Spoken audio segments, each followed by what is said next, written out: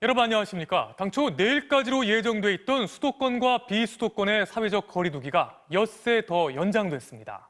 관심을 모았던 3단계 격상은 이번에도 미뤄졌습니다. 대신 거리 두기로 큰 피해를 입고 있는 자영업자와 소상공인들에게 3차 재난지원금을 지급하기로 했습니다. 임대료를 포함해 최대 300만 원이 지급됩니다.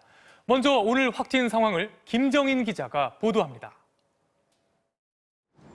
정부가 일단 거리두기 3단계 격상을 유보했습니다. 수도권 2.5단계, 비수도권 2단계인 현행 거리두기 조치를 연말연시 특별 방역대책 기간이 끝나는 내년 1월 3일까지 연장한 겁니다. 이미 우리가 이행하고 있는 특별대책에는 거리두기 3단계보다 더 강한 방역조치도 포함되어 있습니다.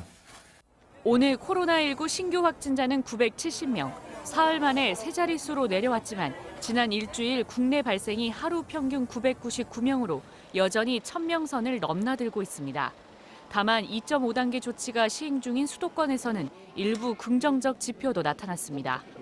휴대전화 신호를 통해 살펴본 주말 이동량은 올 들어 코로나 대유행 이후 최근 2주 연속 가장 낮은 수준을 기록했고 확진자 1명이 전염시키는 정도를 수치화한 감염 재생산 지수도 1.27에서 지난주 1.07로 낮아졌습니다.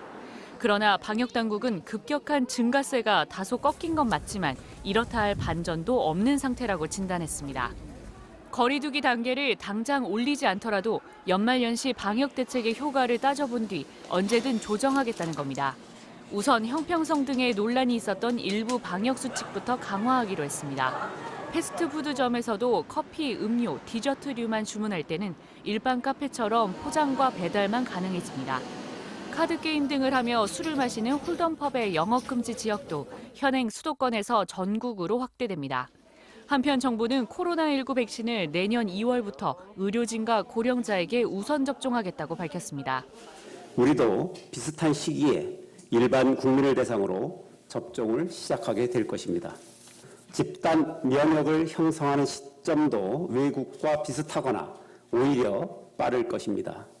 식품의약품안전처는 백신 접종 시기를 최대한 앞당기기 위해 허가 심사 기간을 기존 180일에서 40일 이내로 단축하도록 노력하겠다고 밝혔습니다. MBC 뉴스 김정인입니다.